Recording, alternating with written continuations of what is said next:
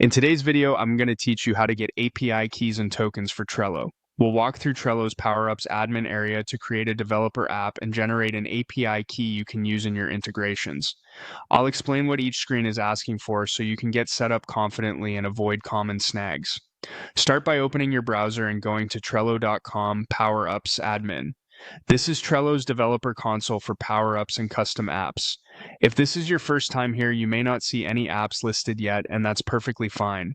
Look for the button to create something new and click New to start a fresh app configuration.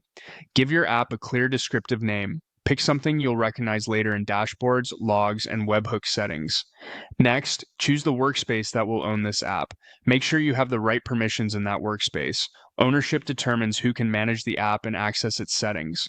Trello will ask for contact details so they can reach you about your app. Enter a monitored email address, add a support contact where users can get help, and include an author or publisher name for identification.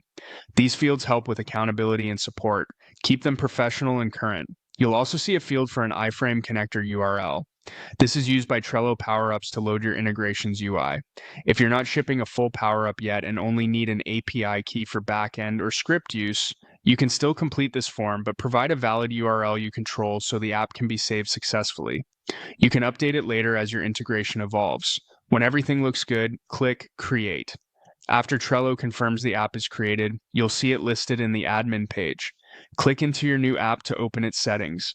In the app's sidebar or tabs, find the section labeled API Key and select it.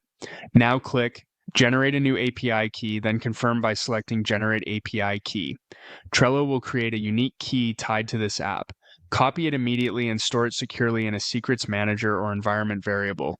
Treat it like a password. Don't share it publicly, don't paste it into screenshots, and never commit it to version control.